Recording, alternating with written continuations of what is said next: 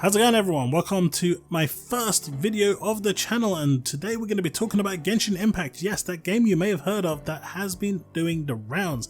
It's free to play, it's on Android, iOS, PC and PS4. It's cross-play, cross-save, except for the PS4 because they wanted to be a bit better about it and not provide cross-play support. Boo! But 1.1 has been known about for quite some time, and apparently 1.1 information has leaked. So if you do find this useful, entertaining, or simply just want to support this up and coming channel, drop a like, hit that subscribe button, and don't forget to hit the bell to stay up to date with all content I release. Yes, you may have recognized me from my original channel, Chaos Prime ZYT, where I cover Anthem, Outriders, Marvel's Avengers, and so forth. That's essentially a looter shooter channel, and I want to maintain that there. This is a channel where I can talk about everything and anything and not have to impact what that channel is. So this is my channel where I just talk about all things gaming. So thank you for your support. With that said, we are getting potentially 4 new characters. We're getting Zhongli, a 5-star Geo who wields a polearm. If you've seen the screen right now, you'll notice he is male and not female. Believe me, that is rarer than it actually sounds. Next we have Child, a water elements character. Yes, his actual name is Child, and he is also a polearm user. I'm seeing a pattern here. So we've got 2 5-star male characters coming in at some point. We have Xinyan, a 4-star pyro user who actually isn't an NPC in the game just yet. You do get mention of her through transcripts, and she does seem to be wielding a guitar, and maybe she'll be the 4-star equivalent of Venti. Who knows? Finally, we have Diona, who we do actually get to read about in Mondstadt through the flyers that are all over the city. It mentions that Diona is also a bartender in a place called the Cat's Tail. Now, she is a cryo-based character, the first Cats character I think we will have probably seen in the game. It does have like a plus sign there and a flask, so I assume she'll have a role much like Barbara. She'll probably be a healer, and I'm okay with that. But now we come to the meat of the update that we're talking about, the leaks. Of course, everything I've mentioned above is also, to be taken with a grain of salt. It is leaked. It was taken from a Reddit post that was written in Chinese and translated into English.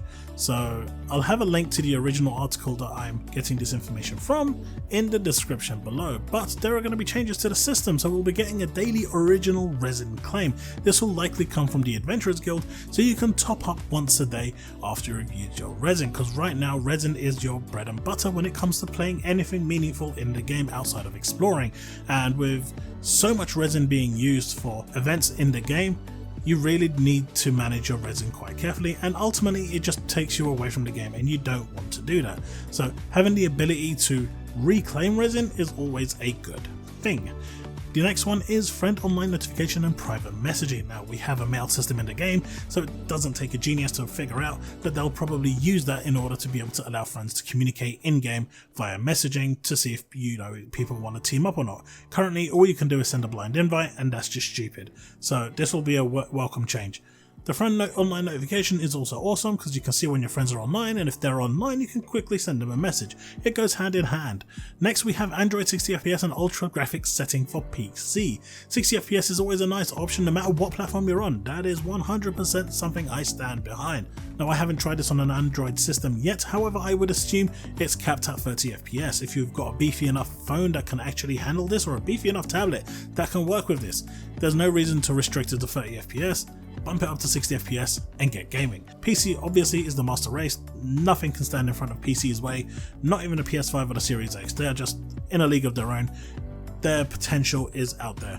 Just look at the 380 and the 390 graphics cards to see what I'm talking about. However, being able to run at ultra settings means that there is potential that the FPS for PC will be uncapped, and this is always a good thing. Moving on to the main quest, we'll have new main story quests after Adventure Rank 30. Now, I haven't got to Adventure Rank 30 just yet, I'm 19, hopefully I'll be 20 today, but with that said, once you get to Adventure Rank 30, the story kind of ends. There are other quests to do and other side stories that do open up, but the main story just stops flat out.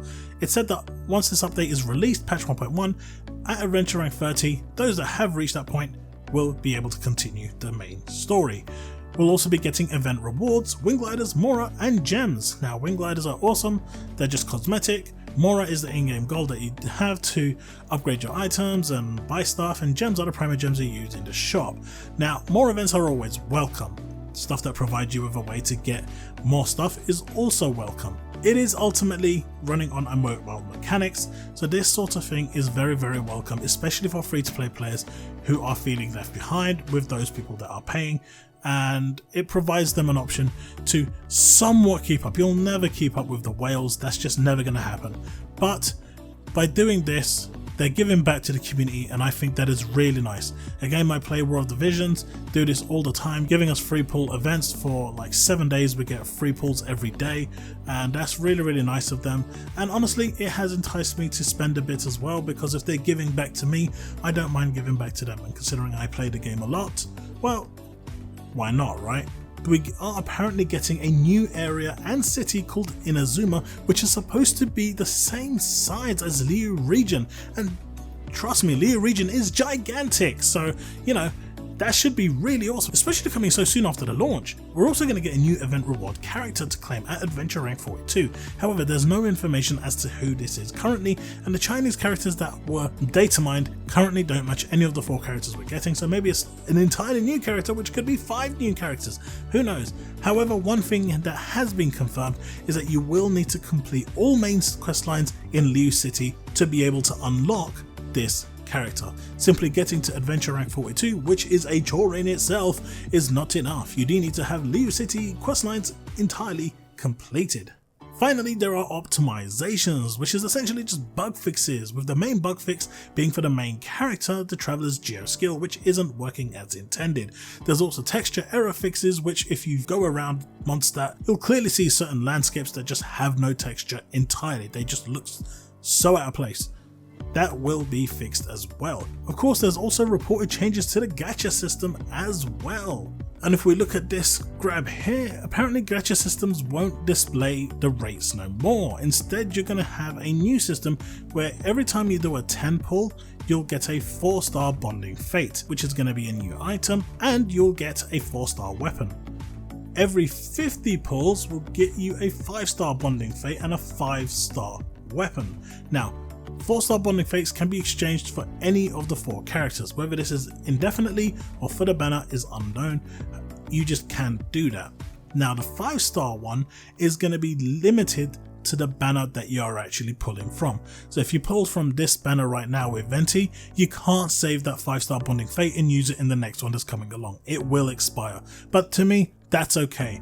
It means that there's actually a spending cap on what you're going to get, and if you want the character that you're looking for, you know that after 5 pulls you're guaranteed to get it. So I think that's okay. That's a really nice system, and honestly, in this day and age where gacha is really just ripping the living crap out of people, it's really nice to see a change like this. We're also going to be getting shortcuts for switching parties. This is a welcome change, definitely needed. I assume they're going to be using the loadout system for that.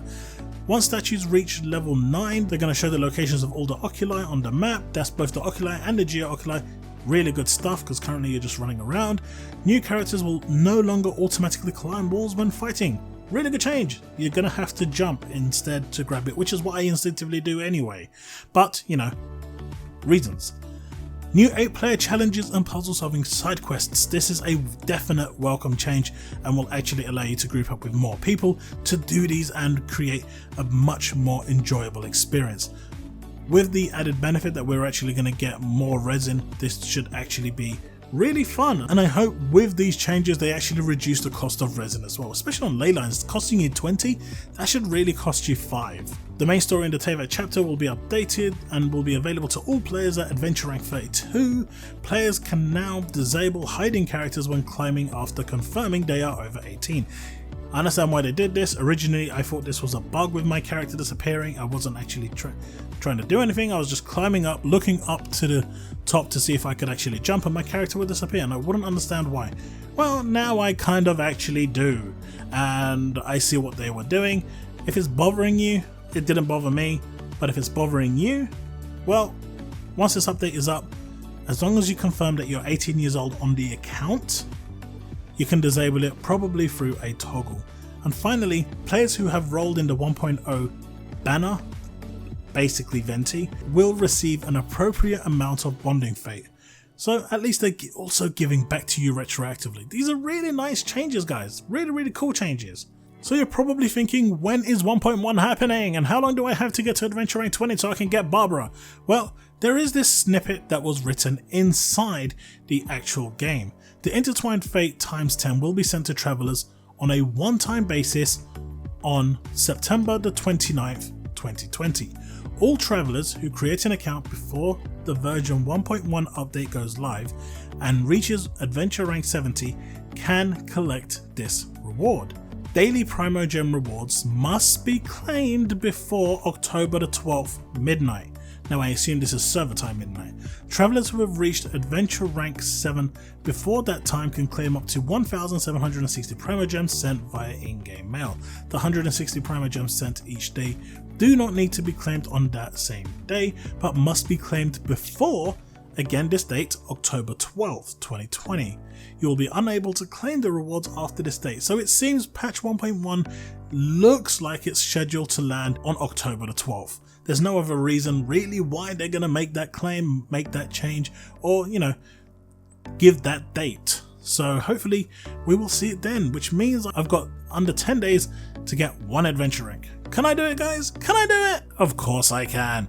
Well, that's pretty much it for the patch 1.1 update. Let me know what you think in the comment section below. Love to hear from you. If you've enjoyed this, leave a like, leave a comment. I'd love to hear what you think about the game, what characters you use, what you think of the world, the art style, everything. If you're new to the channel, of course you are. This is a brand new channel. Hit that subscribe button. Why not hit the bell as well so you can stay up to date with all the news I bring. I'm going to be covering all sorts of things, so don't miss out.